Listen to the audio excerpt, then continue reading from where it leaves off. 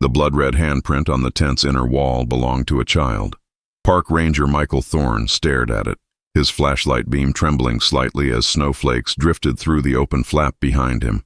The tent stood exactly as it had been found 5 years ago, on that terrible January night, when the Miller family disappeared into the worst blizzard to hit the Rocky Mountains in decades. Only now, inexplicably, it had reappeared in a clearing 2 miles from its original location. The radio on Michael's belt crackled to life. "Thorne, you copy? Storm's picking up. You need to get down from there now." The dispatcher's voice sounded distant, distorted by the mounting wind. Michael didn't respond immediately.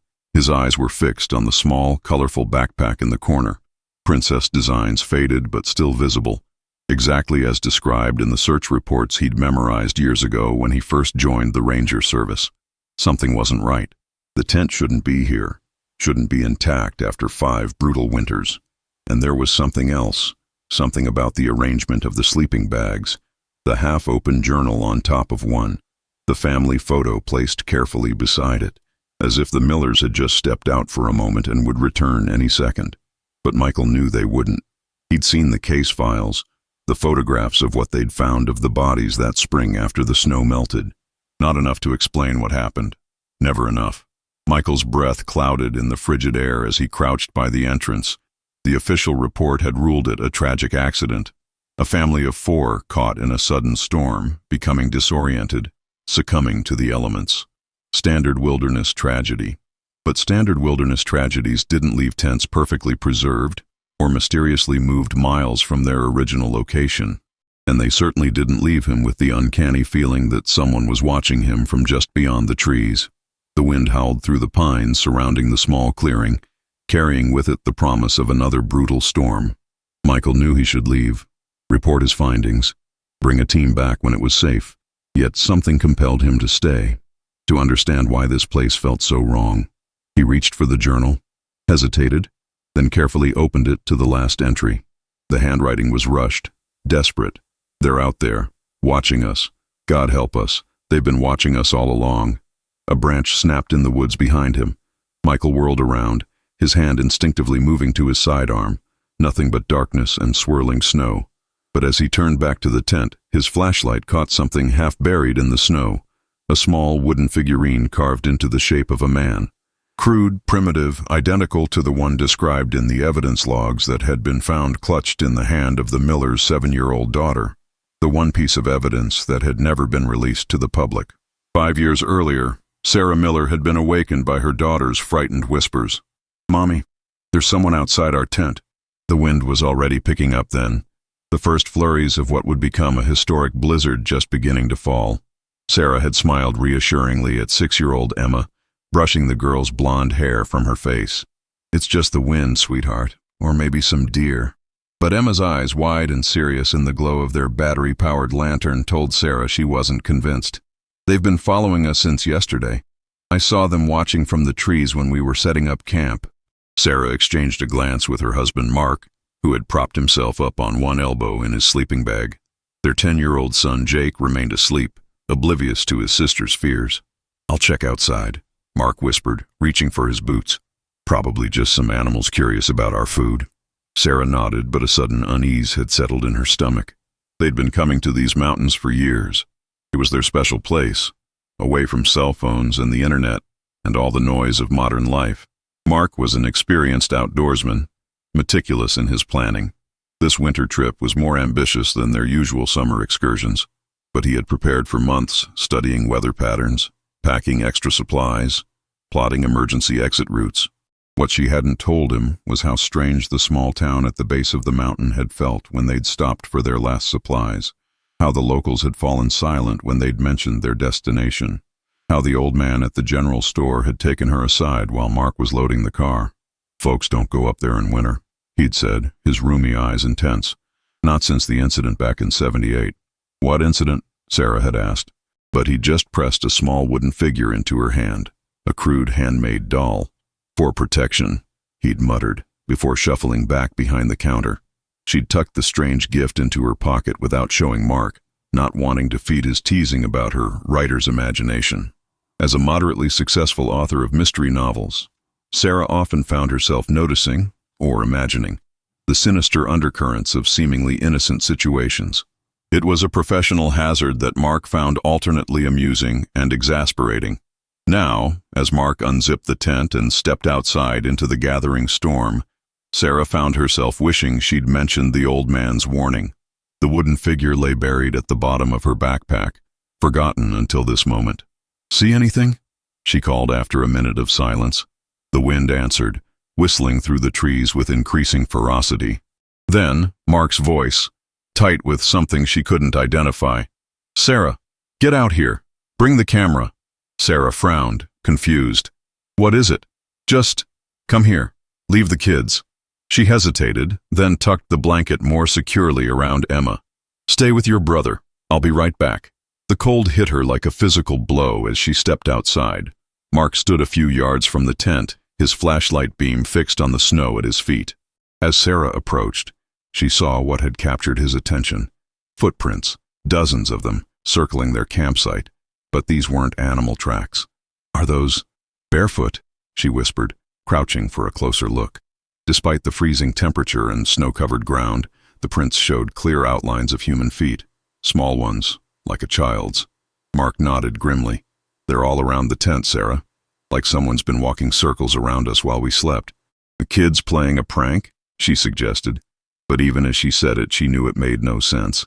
They were miles from any trail, and no sane parent would let their children wander the mountains at night in a brewing storm. Mark shook his head, his breath clouding in the strengthening wind. "We need to pack up, now. Storm's coming in faster than forecast, and I don't like this." Sarah's journalistic instincts warred with her growing unease. "Wait, let me get some pictures first." "This is—" "No." Mark's response was unexpectedly sharp. "No pictures. Let's just go." Something in his voice made her shiver more than the cold. Mark was usually the calm one, the rational one. She'd never heard that edge of fear in his voice before. "What aren't you telling me?" she asked quietly. Mark's flashlight beam traveled slowly around the perimeter of their small clearing, illuminating more footprints disappearing into the darkness between the trees. "When I was a kid," he said finally, "my grandfather told me stories about these mountains, old legends. I thought they were just campfire tales meant to scare children." "What kinds of legends?" Sarah pulled her jacket tighter as the wind picked up. "The kind we should have remembered before bringing our kids up here in winter." Mark turned to head back to the tent, then froze. Sarah followed his gaze. A small figure stood at the edge of the trees, a child, barefoot in the snow, wearing what looked like a simple shift despite the freezing temperature. The child's face was obscured by the darkness and swirling snow, but Sarah could feel its eyes on them. "Hello?" Mark called, his voice nearly lost in the wind. "Are you lost? Do you need help?" The figure didn't move or respond. Then, slowly, it raised one arm and pointed directly at their tent, at the place where Jake and Emma slept. "Get inside," Mark whispered urgently. "Get the kids ready to move. Now." But as they turned toward the tent, Sarah saw more shapes emerging from the woods. Small, child-sized figures surrounding their campsite, standing motionless in the thickening snow. And behind them, taller shadows moved in the darkness between the trees. "Mark," she breathed, clutching his arm. "What's happening?" Before he could answer, a scream tore through the night, high-pitched, terrified, unmistakably Emma's voice coming from inside the tent. They ran. This incredible twist is just the beginning of this remarkable story. If you're enjoying it, leave your comment below, sharing your theories, and don't forget to subscribe so you don't miss the continuation. "You shouldn't be up here alone, Thorne." Michael startled, nearly dropping the wooden figurine as he spun around. Eliza Chen stood at the edge of the clearing, her ranger uniform dusted with snow, her expression unreadable in the gathering darkness. "Jesus, Chen, announce yourself next time." He straightened, tucking the figurine into his pocket. "What are you doing up here anyway?" "Same as you, following up on reports of unusual activity." She approached cautiously, her eyes fixed on the tent behind him. "So it's true, it's back." Michael frowned. "You knew about this?" "Rumors. The locals have been talking." Eliza's gaze swept the clearing. "You shouldn't have come alone, Michael. Not with your connection to the case." A muscle tightened in Michael's jaw. She was right, of course.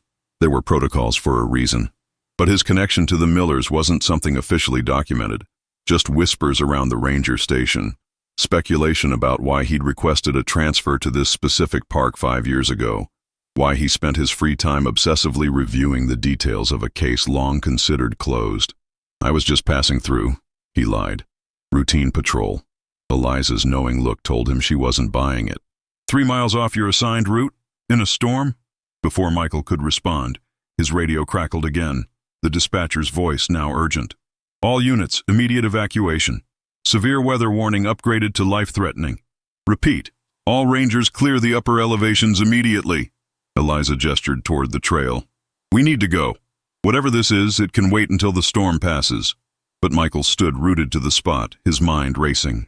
5 years of questions, of searching for answers, and now this tent, this impossible tent, appearing exactly when he happened to be patrolling nearby. It couldn't be coincidence. You go ahead, he said finally.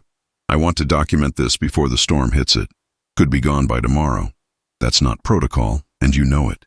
Eliza's voice hardened. Whatever you're looking for, it's not worth your life. You don't understand. I understand more than you think. She cut him off, her voice suddenly quiet. I grew up in that town down there. I know what they say about these mountains in winter, about the children who went missing in the mining days, who supposedly still wander these woods, about how they take one family every generation. Michael stared at her. You believe those stories? What I believe is that people die up here when they don't respect the mountains and the weather. She nodded toward the tent. The Millers weren't the first, and they won't be the last if we don't leave now. A howling gust nearly knocked them both off their feet, as if emphasizing her point. The storm was intensifying faster than forecast, just like the night the Millers disappeared. Give me 5 minutes, Michael pleaded. There's a journal in there I need to see. Eliza hesitated, then nodded reluctantly. 5 minutes. I'll wait at the trailhead. Not a second longer, Thorne. As she disappeared down the trail, Michael turned back to the tent. The journal lay where he'd left it, open to that final ominous entry. He flipped back through the pages, scanning Sarah Miller's neat handwriting, looking for clues. The first entries were what you'd expect. Excited descriptions of their winter adventure. Emma's delight at seeing a fox. Jake's complaints about the cold. Mark's confident navigation. But 3 days in, the tone changed. Emma says she's been seeing children in the woods. Mark thinks it's her imagination, but she's insistent. Says they watch us while we sleep. I'm trying not to worry Jake by showing concern, but I've started waking up at odd hours with the feeling we're being observed. Michael turned the page, his heart racing. Found strange markings on trees around our campsite today. Mark says it's just wildlife, but they look deliberate, like symbols. Emma knew what they meant. They're counting us, she said. I asked her how she knew, and she just shrugged in that way children do when they think adults are being slow. The children in the woods told me. Mark wants to head back early, but the weather report shows a clear window to finish our planned route. 1 more day won't hurt. The next entry was dated the day before the disappearance. The old man in town tried to warn us. I found the wooden figure he gave me and showed it to Emma. She recognized it immediately, said the children in the woods carry them. Mark finally admitted he's been feeling watched, too. We've decided to leave at first light, but Jake is running a fever. If he's not better by morning, we might need to call for help. Michael flipped to the final, frantic entry he'd seen earlier. Below the desperate words about being watched, there was a hastily drawn map, not of the official trails, but what looked like an older path leading to a cave system not marked on any of his ranger maps. At the edge of the page, a final scrawled note. If anything happens to us, tell Michael I was right. The stories were real. Michael's blood ran cold. He'd never met Sarah Miller, never spoken to her. There was no way she could have known him, let alone left him a message. Unless... The realization hit him like a physical blow. The dream that had haunted him for 5 years, the woman's voice calling his name from a snow-filled void, begging for help, insisting they were still alive, hadn't been just a dream. Hands shaking, he pocketed the journal and backed out of the tent. The storm had intensified dramatically, visibility now reduced to mere feet. He needed to get down the mountain, to safety, to process what he'd found. But as he turned toward the trail, his flashlight beam caught movement at the edge of the clearing. A small figure stood watching him, a child in simple, old-fashioned clothes, barefoot despite the snow. "Hello?" Michael called, training his light directly on the figure. The child didn't speak or move, But now Michael could see its face, a face he recognized from photographs, from search parties, from the missing posters that still hung in town 5 years later. Emma Miller, unchanged, unaged, watching him with solemn eyes. "Emma," he whispered, taking an involuntary step forward. The child turned and walked into the trees, pausing once to look back at him, a clear invitation to follow. Every rational part of Michael's training screamed at him to head down the mountain, to safety, but he'd waited 5 years for answers, 5 years of nightmares and whispered voices and the certainty that something had been missed. He followed. Bon. The night the Millers disappeared began with a child's scream and ended in chaos.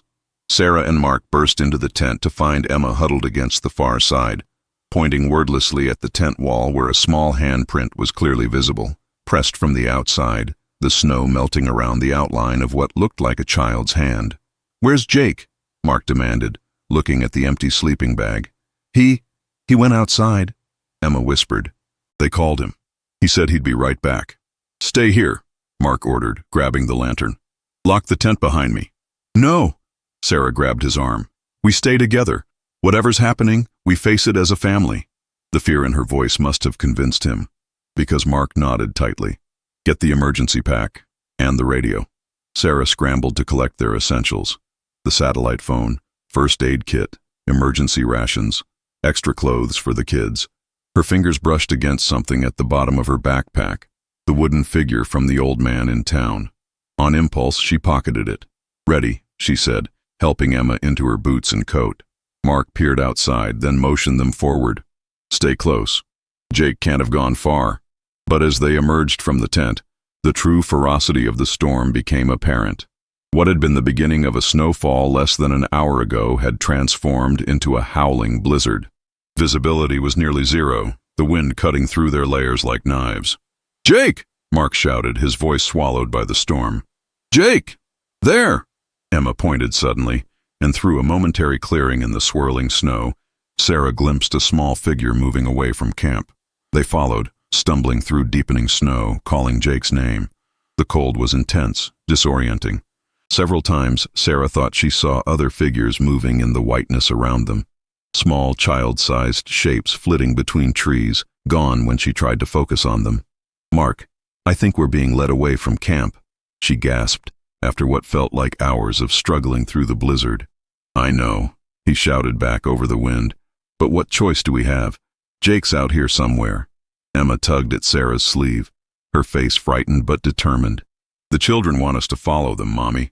They said Jake is waiting." "What children, Emma? What are you talking about?" But her daughter just pointed ahead, where the vague outline of a small figure was just visible through the snow. They pressed on, the cold becoming a living thing that crawled into Sarah's bones. Her thoughts grew sluggish, her movements clumsy. Beside her, Mark was in no better condition, carrying Emma, who had stumbled one too many times in the deep snow. Just as Sarah felt her consciousness beginning to slip, the ground beneath them changed. No longer breaking through deep snow with every step, they were on some kind of path, sheltered somewhat from the worst of the wind by a rock overhang. "Cave ahead," Mark managed, his voice barely audible over the storm. The cave mouth loomed suddenly before them, a dark void in the white hell they'd been struggling through. Without hesitation, they stumbled inside, collapsing onto the surprisingly dry stone floor. "Need fire," Mark gasped, reaching with numb fingers for his pack. Sarah nodded, unable to speak, focusing all her energy on checking Emma.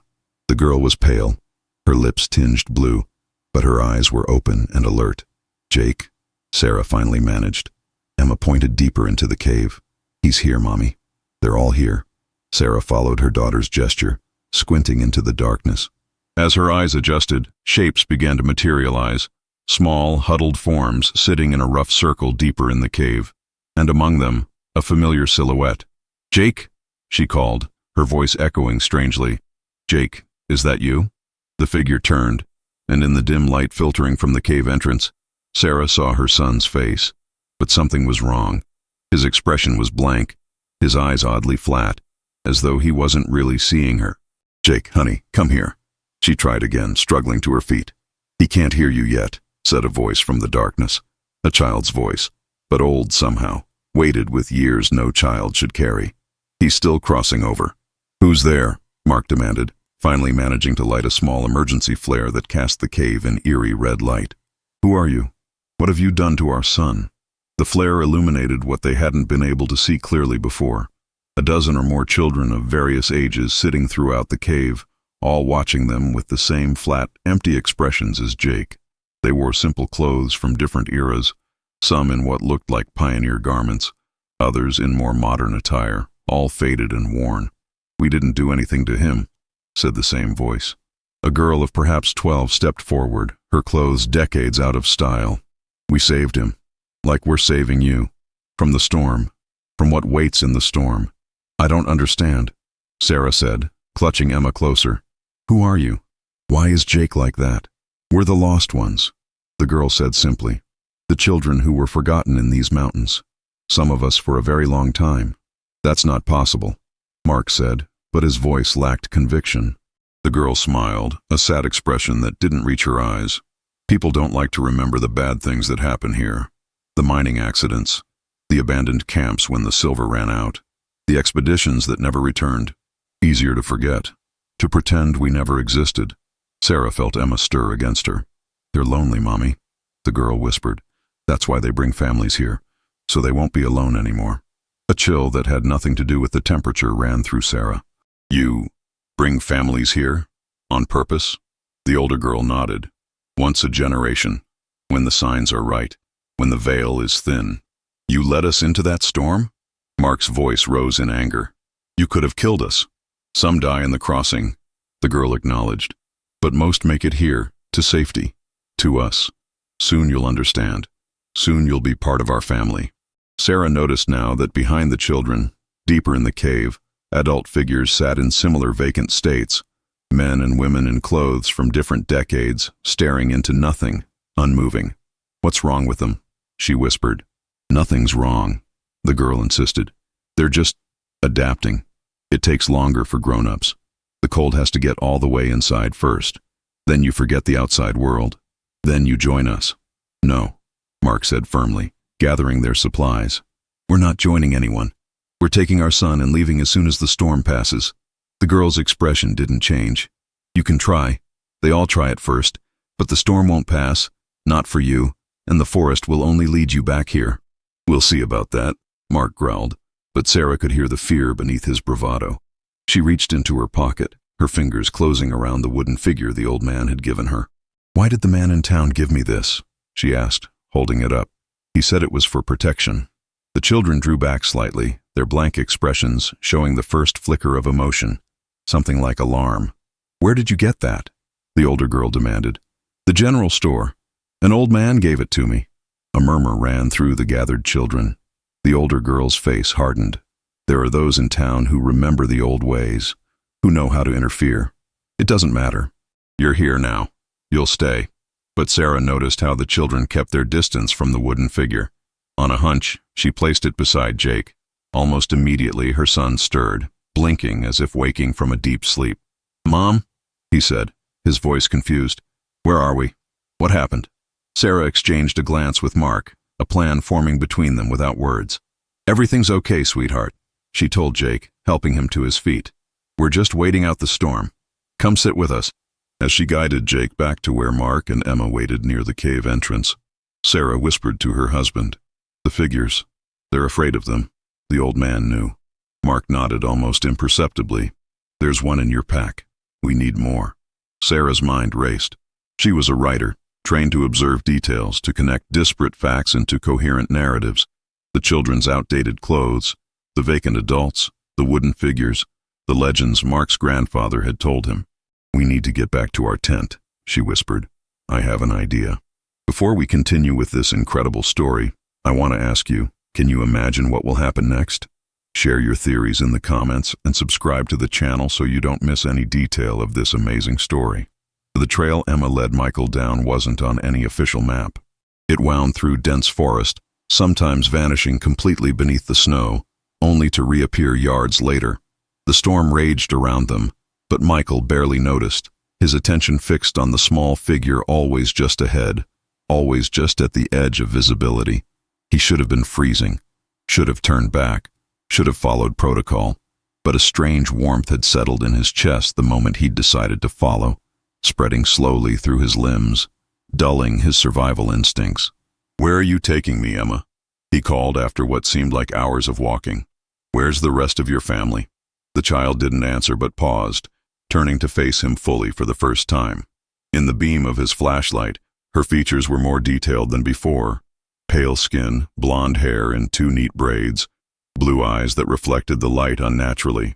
She wore a red jacket he recognized from the missing persons report, but her feet remained impossibly bare in the snow. She pointed ahead, where a dark opening loomed in the side of the mountain, a cave entrance, partially hidden by drifted snow and overgrown vegetation. Then she spoke, her voice startlingly clear despite the howling wind. "They're waiting for you, Michael. They've been waiting for 5 years." A rational part of his mind screamed that this couldn't be happening, that he was hallucinating from hypothermia or oxygen deprivation. But the journal in his pocket felt undeniably real, as did the wooden figurine pressing against his thigh. "How do you know my name?" he asked, taking a step closer. Emma's expression remained unchanging. "Mom told us. She said you'd come. She said you'd help us." "Help you how?" "I don't understand."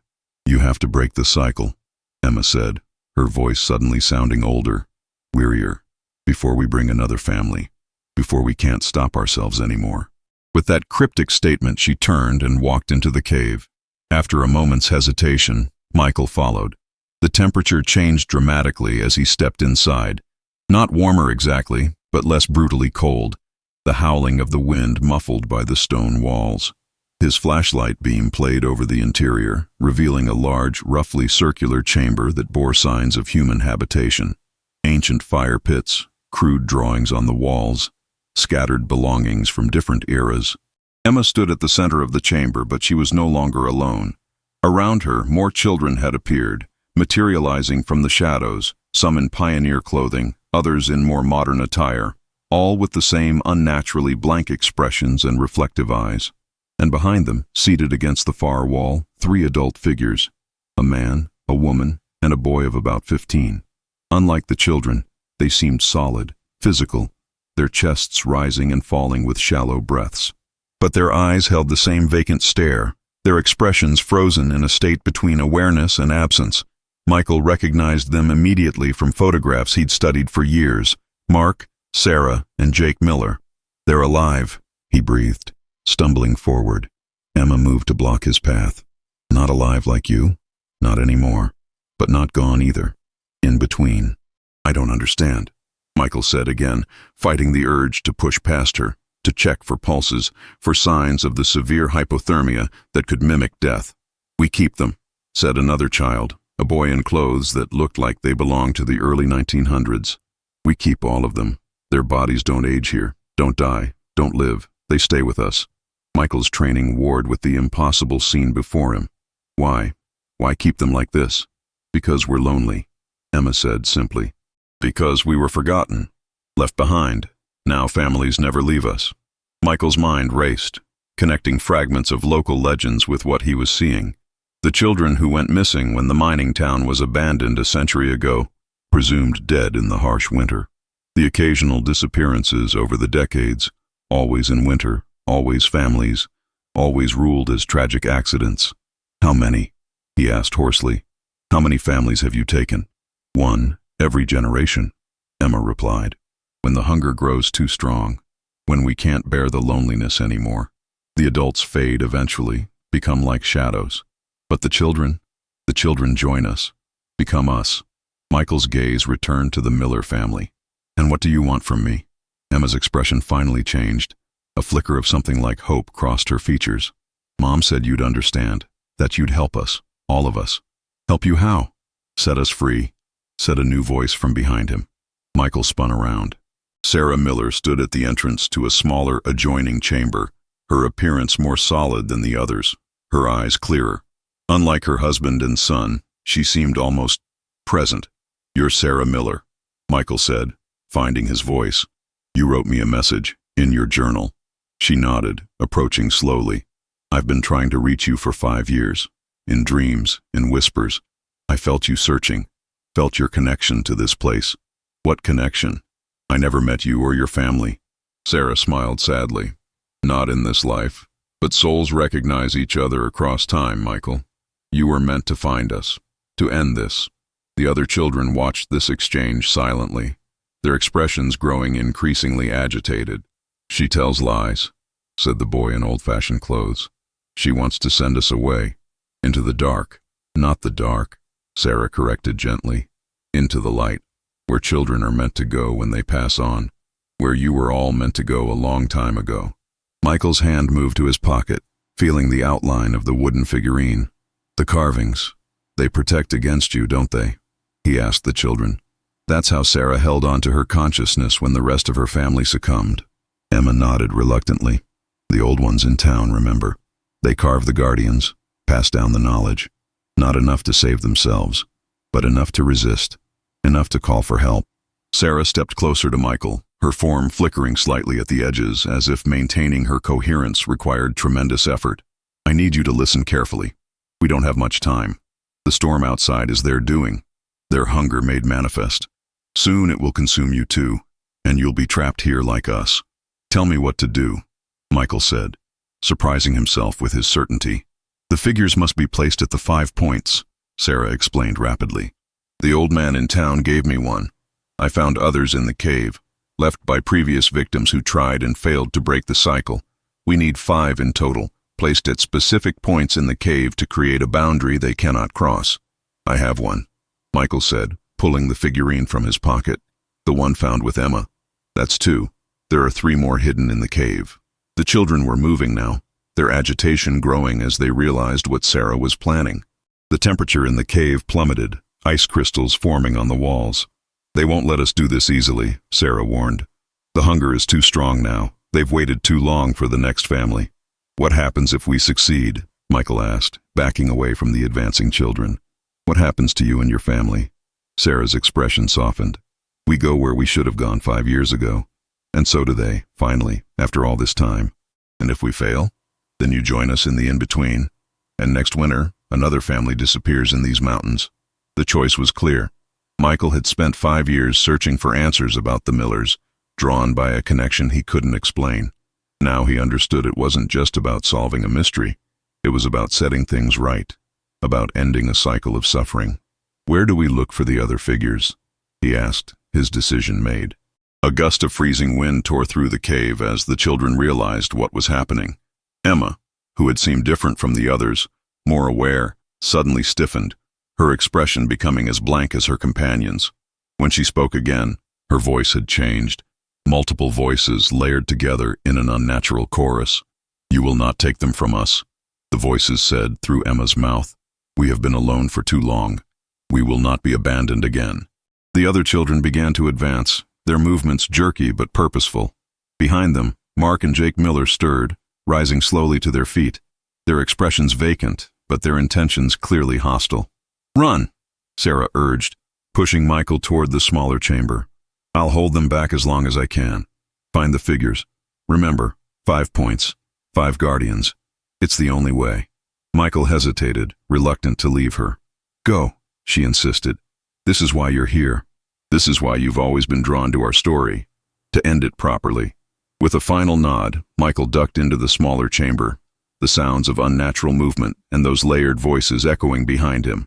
The beam of his flashlight swept the new space. Another cave, smaller but deeper, with what looked like crude sleeping pallets arranged along the walls. These must have been the miners' quarters, he realized, where the children had originally lived and died, forgotten when the mine was abandoned. Their personal belongings still lay scattered about, preserved in the dry, cold air of the mountain. Toys, clothes, simple tools. Michael searched frantically, sweeping the beam of his light across every surface. There, beneath a rotted blanket, a small wooden figure similar to the one in his pocket. He grabbed it, then continued searching, aware that time was running short. The sounds from the main chamber had changed. Sarah's voice was no longer audible, only the eerie chorus of the children growing louder, closer. His light caught a glint of something in a crevice near the back wall. Reaching in, his fingers closed around another wooden figure, this one carved with more detail than the others. A standing child with arms outstretched. 3 down, 2 to go. The temperature continued to drop, ice now forming on his eyelashes, his breath a thick cloud in the frigid air. Behind him, small footsteps approached, numerous, unhurried, inevitable. "You cannot stop what was set in motion a century ago," came those layered voices, now just outside the chamber. The cycle must continue. The hunger must be fed. Michael forced himself to ignore them, to keep searching. His fingers were growing numb, clumsy with cold and fear. The beam of his flashlight weakened as the batteries succumbed to the unnatural cold. There, tucked into a small alcove near the ceiling, almost invisible unless you knew to look for it, a fourth figure. Michael stretched, his fingers just managing to dislodge it from its hiding place. It fell into his outstretched hand just as his flashlight gave a final flicker and died. In the sudden darkness, he felt rather than saw the children enter the chamber. The cold intensified, a living thing with malevolent purpose. Ice crackled along the stone walls. His lungs burned with each breath. "One more," he whispered to himself, fumbling blindly along the walls. Just one more. A memory surfaced. Sarah's journal, the hastily drawn map with 5 points marked in a pentagram pattern. The 5th point had been labeled with a symbol he hadn't recognized, something that looked like a crude drawing of the old mining symbol. He realized suddenly. It would be near the entrance to the actual mine shaft. Orienting himself in the darkness, Michael moved toward what he hoped was the rear of the chamber, where the sleeping quarters would logically connect to the mine proper. His hands found a narrower opening, a rough-hewn passage leading deeper into the mountain. The children followed, their small, cold hands occasionally brushing against him, trying to impede his progress. The unnatural chorus of voices continued, now interspersed with what sounded like a child's weeping. "Please," came Emma's voice, suddenly distinct from the others, sounding young and frightened again. "Please don't leave us alone again. We're so cold, so lonely." The naked plea nearly broke Michael's resolve. He paused, his heart aching for the lost children, for the century of isolation and fear that had warped them into what they'd become. "I'm not abandoning you," he said into the darkness. "I'm setting you free. There's a difference." His groping hands found a vertical surface with embedded metal, an old support beam for the mine entrance. And there, mounted beside it, his fingers traced the outline of what felt like a small shrine, a recessed space in the rock wall where the miners might have placed offerings for good luck before entering the dangerous depths. Inside the recess, his fingers closed around the 5th wooden figure. "I found it," he breathed, relief flooding through him. But as he turned to make his way back to the main chamber, a powerful force slammed into him, knocking him to the ground. The wooden figures scattered from his grasp as small, ice-cold hands gripped his arms, his legs, his throat. "You will join us," the chorus of voices hissed. "You will stay. Forever." The cold was paralyzing now, seeping into his bones, clouding his thoughts. The hunger of the children, their desperate need for companionship, for acknowledgement, for an end to their isolation, pressed against his mind like a physical weight. How easy it would be to give in, to join them, to end his own isolation. Michael had never spoken of it, but he'd always felt apart from others, different, as if waiting for some purpose to reveal itself. Perhaps this was it, to become the caretaker of these lost souls, to ensure they were never forgotten again. "Michael." Sarah's voice cut through the darkness, weaker than before, but still distinct. "Michael, remember why you're here. Remember the cycle. If you fail, another family will suffer our fate." Her words sparked something in him, a renewal of purpose, a clarity that burned through the seductive pull of the children's hunger. With a surge of effort, Michael fought against the small, strong hands that held him. "Let me go," he gasped. "Let all of us go." For a moment, the pressure increased, the cold becoming so intense he felt his consciousness beginning to fade. Then, unexpectedly, the hands released him. "We're so tired," came Emma's voice again, small and sad in the darkness. "We just want it to be over, but we don't know how to let go." Michael gathered the scattered figures, clutching them to his chest. "I'll show you," he promised. "I'll help you, all of you." Stumbling back toward the main chamber, Michael found Sarah waiting for him. Her form was fainter now, flickering like a candle in a draught. "You found them," she said, relief evident in her voice. "Quickly now. We must place them before they change their minds. The hunger is stronger than their will." Sarah guided him through the main chamber, where the other children stood watching in eerie silence, their forms now as translucent as hers. Mark and Jake Miller remained seated against the wall, their eyes tracking Michael's movements, but making no move to interfere. "Here." Sarah indicated a small outcropping near the cave entrance. "Place the first figure here." Michael positioned the wooden carving as directed. Sarah led him to 4 more locations throughout the cave, creating a perfect pentagram with the figures at each point. As the 5th figure was placed, a subtle change swept through the chamber, a lightening of the air, a diminishing of the oppressive cold. "It's working," Sarah whispered. "Can you see it?" At first, Michael wasn't sure what she meant. Then he noticed a soft glow beginning to emanate from each wooden figure, steadily growing brighter. The light spread, forming luminous lines connecting the figures, completing the pentagram. The children watched in silence, their expressions changing from blank hostility to something like wonder.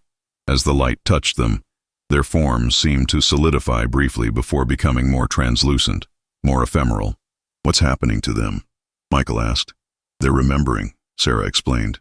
"Remembering what it means to be children. Remembering that it's okay to let go, to move on." The youngest children were the first to change. Their expressions softened, the unnatural stillness giving way to more natural childlike movements. They began to look around as if seeing the cave for the first time, their eyes wide with a mixture of confusion and growing understanding. "It's time to go home," Sarah told them gently. "All of you. It's been time for so long." One by one, the children nodded. Their forms grew brighter, more transparent, the weight of a century of loneliness and anger lifting visibly from their small shoulders. They began to fade, not into darkness but into light, disappearing like mist in morning sunshine. Emma was the last of the children to change. She approached Michael, her form already beginning to fade at the edges.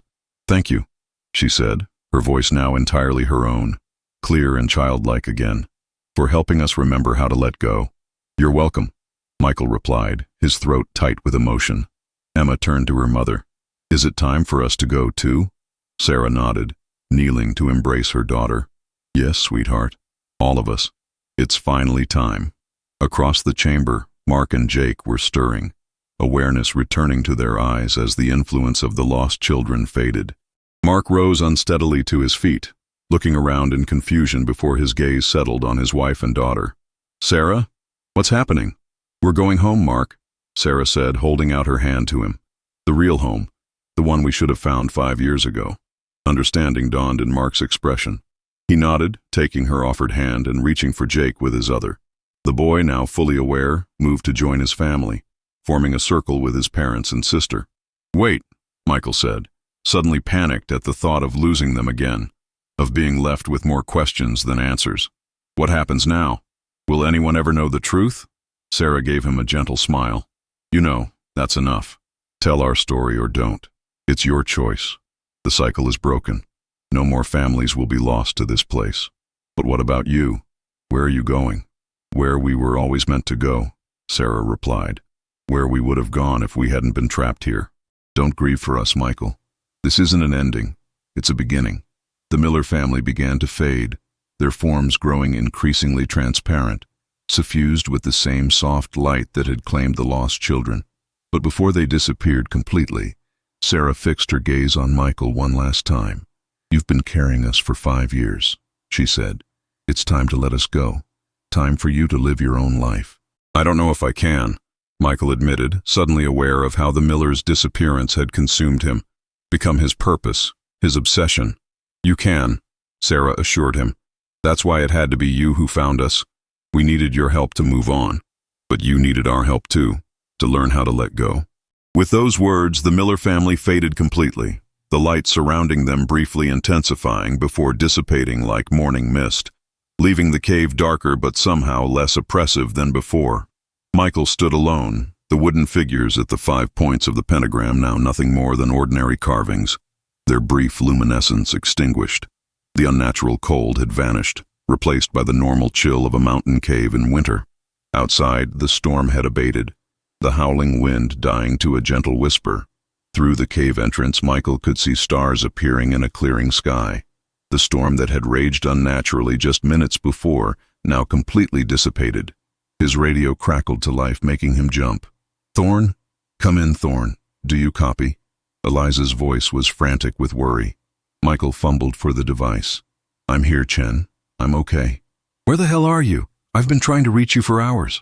Search team's been deployed. Storm broke suddenly and we thought—" "I'm fine," Michael interrupted.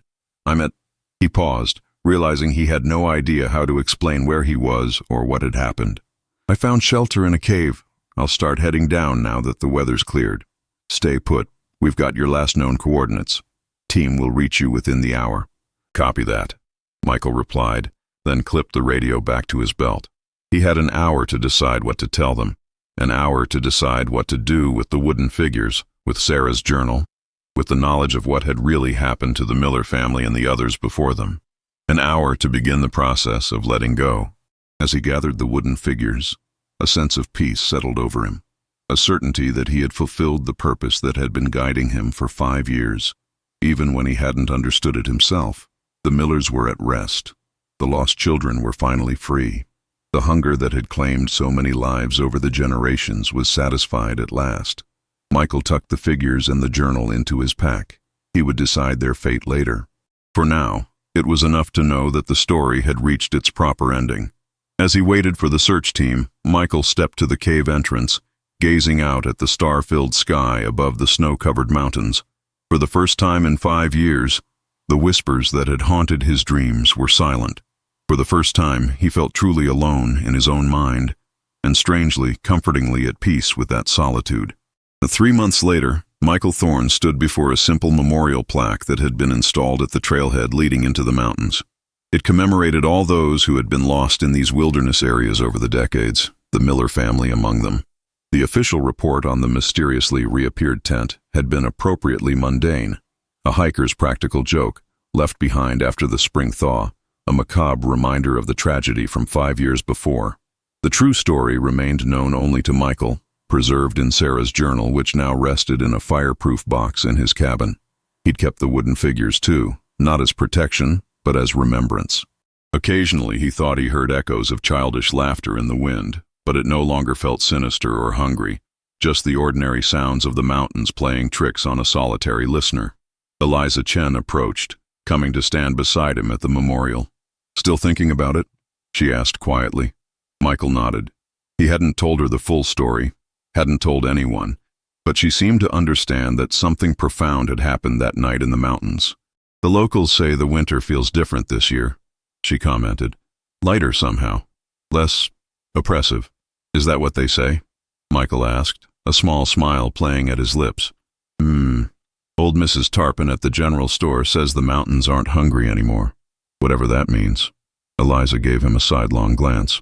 "Want to tell me what really happened up there yet?" Michael considered the question. Perhaps someday he would tell her, or someone, the full story. Perhaps it needed to be preserved, to ensure the cycle was never forgotten, never repeated. But for now, it felt right to keep it close, to honor the privacy of the Miller family's final journey. "Let's just say some stories find their proper endings," he said finally, "even if it takes time." Eliza nodded, seeming to accept this non-answer as she had the others he'd given over the past months. "Well, whatever happened, you've changed. For the better, I think." It was true. The obsession that had driven him for 5 years had transformed into something healthier, a respect for the mountains, a dedication to his work protecting both the wilderness and those who ventured into it, and a deeper understanding of what it meant to truly let go. As they turned to walk back toward the ranger station, Michael cast one last glance at the mountains rising behind them. For a moment he thought he saw 4 figures standing at the tree line, a man, a woman, a teenage boy, and a young girl, watching him with peaceful expressions. When he blinked, they were gone. "Goodbye," he whispered, too softly for Eliza to hear. And somewhere, carried on the mountain breeze, he thought he heard a child's voice answer, "Thank you for remembering us." Here, this story has come to an end, but there are many others waiting to be told. If you felt emotion with this narrative, share it with your friends, leave your like, and comment what impacted you the most. Don't forget to subscribe for more surprising stories like this one. 5 years after that night in the cave, Michael found himself back at the same trailhead, now serving as the head ranger for the entire district. The memorial plaque had been expanded, now including a small section dedicated specifically to the Miller family with a simple inscription, "Remember them." Tourist season was in full swing, the parking area crowded with vehicles belonging to hikers, eager to explore the mountain trails. Michael watched them with a protective eye, ensuring everyone had proper equipment, sufficient water, and appropriate maps. As the crowd thinned, he noticed a couple with two young children examining the memorial plaque. Something about their posture, their attentiveness, caught his attention. Michael approached, ready to offer the standard safety advice he gave to all families with children. The father looked up as Michael neared, offering a friendly nod. "Beautiful area you have here, Ranger." "Thank you," Michael replied. "Planning a hike today?" "Just a day trip," the man assured him. "We've got all the proper gear, and we'll stick to the marked trails." Michael nodded approvingly, but his attention had shifted to the younger child, a girl of perhaps 6 or 7, who was staring at him with unusual intensity. "Everything okay?" he asked her gently. The girl glanced at the memorial plaque, then back to Michael. "Did you know them?" she asked. "The people who got lost?" A chill ran through Michael that had nothing to do with the mountain breeze. "Yes," he said carefully. "I knew them in a way." The girl nodded solemnly, as if this confirmed something important. Then, to Michael's shock, she reached into her small backpack and pulled out a wooden figurine, nearly identical to the ones he had found in the cave years ago. "My grandpa made this for me," she said, holding it out to him. "He said to give it to the ranger with the sad eyes. I think that's you." Michael accepted the figure with trembling fingers. "Your grandfather?" The girl's mother stepped forward, looking slightly embarrassed. "I'm sorry, Ranger. My father runs the general store in town. He's a bit eccentric, has a lot of strange ideas about these mountains." The old man from the general store, the one who had given Sarah Miller the first protective figure. He was still alive, still remembering, still protecting in his own way. "It's fine," Michael assured her, examining the wooden carving. It was expertly made, more detailed than the crude figures from the cave. "It's a beautiful piece." The girl smiled, apparently satisfied with her mission accomplished. As the family moved away toward one of the easier trails, Michael turned the figure over in his hand. On the base, nearly invisible unless you knew to look for it, were carved 5 small words. "The children sleep. Stay vigilant." Michael pocketed the figure, his resolve quietly renewed. He would continue to watch over these mountains, continue to remember, continue to guard against any signs of the hunger returning. Not out of obsession or haunted guilt, but out of respect for a promise made and a cycle broken. The Miller family had found their peace. The lost children had found their way home.